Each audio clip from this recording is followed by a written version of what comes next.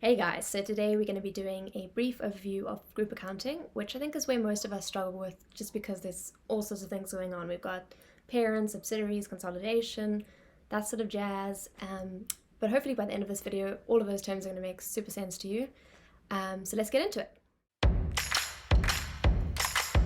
Julio. So the best place for groups to start off is, what is a group? And a group consists of a parent and its subsidiary. And this structure is the group structure. So the parent prepares its own set of financial statements, the subsidiary prepares its own financial statements, and together they're going to prepare one big financial statement or set of financial statements called the consolidated financial statements. And if that's gibberish to you, that's cool. We're going to unpack that now. The next question that we would ask is, well, okay, when does the parent-subsidiary relationship even arise? And it arises when an investor has control over an investee. And control is defined in IFRS 10. An investor controls an entity when it is exposed to variable returns from its investment in the investee and has the ability to affect those returns through its power in the investee. Fancy schmancy. Basically, if you as an investor have the ability to influence the business decisions of the investee and also generate returns from the investee, you most likely have control. And control you can look out for in scenarios that's generally speaking when you have more than 50% of the voting rights in another company. And it's not always the case, and IFRS 10 will outline that. There can be some mitigating circumstances where you have like 40%, but you still have control. What we know is that if a company has control over another company, we have a parent, the controlling company, and a subsidiary, the controlled company. And they will prepare consolidated financial statements. So cool. How do we prepare consolidated financial statements? Good question.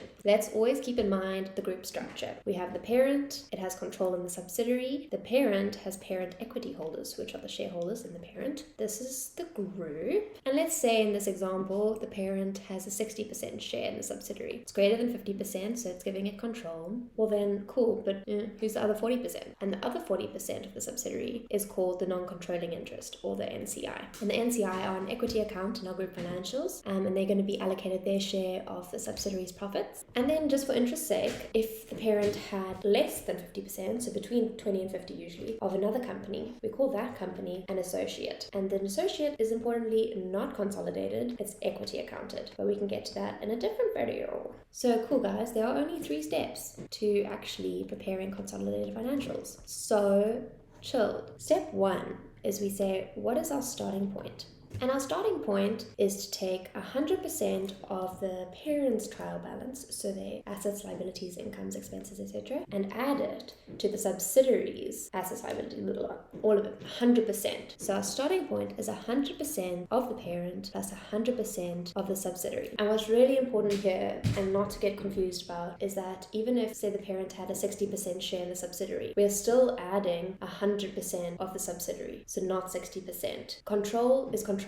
If we have control, it's 100% plus 100%. So for example, if we prepare an income statement, a group income statement, say the parent earned 1,000 Rand profit and the subsidiary earned also 1,000 Rand profit. So we have parent's profit going straight into the income statement at 1,000 Rand, and the subsidiary, no, it's not 60% if they had a 60% share. It's going to also be at the 1,000 Rand profit. It's 100% plus 100%. So that's our starting point. Our next step is to process what we call pro forma journal entries. And these adjusting entries are prepared at acquisition of the subsidiary, so when we gain control, as well as at the end of every year from scratch, as if they never happened before. And I'll give you an example of that. And other things that we might process in the pro forma journal entries are things like intercompany transactions, which we would like to remove because if you think about the parent and subsidiary being one entity, any transaction that takes place between them basically has no economic substance. It's as if it just passed from one hand to the other hand. So we remove those transactions. And an example that generally appears is intercompany transactions of inventory. So maybe where the parent has sold inventory to the subsidiary, that has no economic substance, but the parent has recognized a profit there and the subsidiary has recognized an asset. So we're going to prepare a pro forma journal entry that removes that profit that the parent charged, as well as reversing out the asset. But we can come to that in a different video. Cool. And before I get to the at acquisition pro forma journal entry, what we know now is that the starting point, which is 100% of the parent plus 100% of the subsidiary plus the pro forma journal entry adjustments, that gives us the end point. So let's just dive in quickly to what the pro forma journal entries look like at acquisition. Your at acquisition pro forma journal entry generally looks the same. I don't know what students tend to do is learn the format, but let's actually just try and understand what we're processing here. Sorry, truth be told, I've never worked with a Wacom pen before, so I apologize.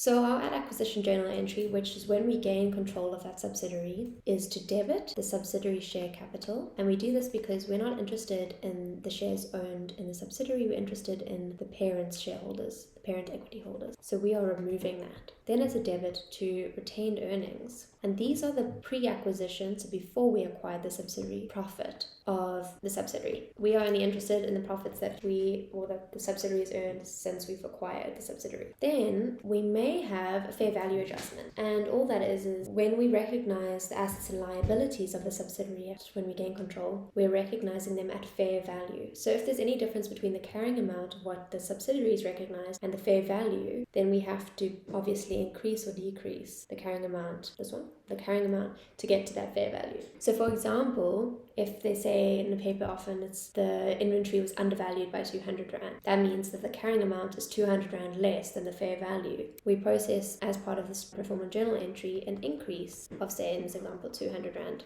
to get the carrying amount to where it should be. Now this also comes with deferred tax consequences as well as a depreciation adjustment, which I'll show a little bit later, but the deferred tax I'll come to much later in a different video. Cool. And then we also have goodwill. Now goodwill is an asset account, and basically what it is the difference between the consideration we paid for the subsidiary less the net asset value of the subsidiary. So it's this kind of extra additional worth that we assign to the subsidiary. If we paid less than what the subsidiary is worth, we would have a bargain purchase gain, and that's in a profit and loss account.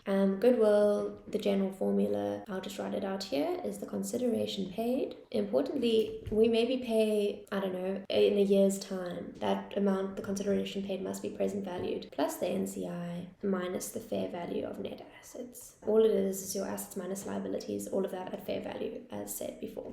And that will give you your goodwill. Cool. And then we have a credit to investment in sub. And this is reversing what the parent recognized in its books. And so the parent, obviously, when they acquired the subsidiary, they recognized it as a financial asset, as an investment. So they debited an investment. But we are going to now instead reverse that out and replace the investment with the assets and liabilities of the subsidiary to emphasize that we have control over it. And the last credit is to NCI, which, as I said before, is an equity account. And it can be either recognized as a proportionate share of the net assets, say 40% of the net fair value of net assets, or at fair value, and generally speaking fair value is given to you. So that's the at acquisition journal entry, generally speaking. Other things that we account for are we're going to allocate the post acquisition profits of the subsidiary to the NCI, and this journal entry looks like debit NCI profit and loss, and that's the current year profits, their share. So say it was 40%, it'll be 40% of the profits. Debit retained earnings, that could be the previous year's profits. Because remember, the pro forma journal entries are performed every year from scratch. So it's as if that was never ever prepared. That's why we recognize retained earnings. And it's a credit to NCI equity. And that's just correctly increasing the value of our NCI. Then we would have, so say we had that fair value adjustment of 200 Rand to the PPE to get it from the carrying amount to the fair value of the PPE. We also have a corresponding depreciation journal entry. And the reason we have this is obviously because if the carrying amount was 1,000 and it was depreciated on a straight line basis over 5 years, we'd have depreciation of 200 Rand. And then if it's a fair value of 1,200 over 5 years, that's a depreciation of 240. So there's a 40 Rand difference between what depreciation should be. We want what the group should be, and it should be 240. We have 200. And that journal entry looks like, obviously, increase our depreciation expense and a credit to accumulated depreciation.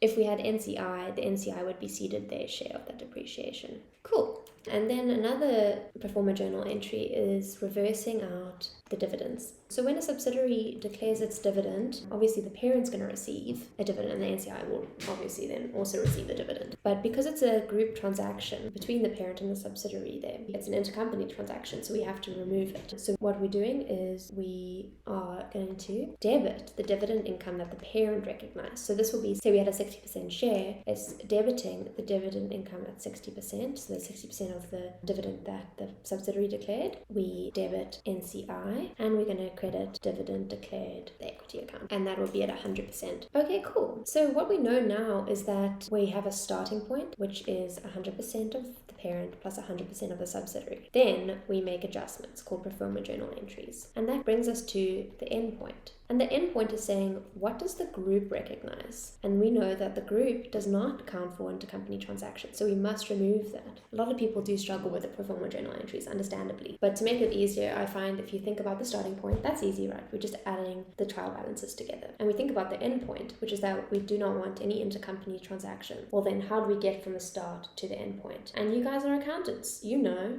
you just process a journal entry to make sure that the debits and the credits all aligning and that everything is great and dandy. So cool, I hope with these 3 steps and the knowledge of how the group structure works, this kind of makes more sense to you, and if it doesn't, you can drop a comment below. But otherwise, I hope you enjoyed this overview and look forward to making more videos.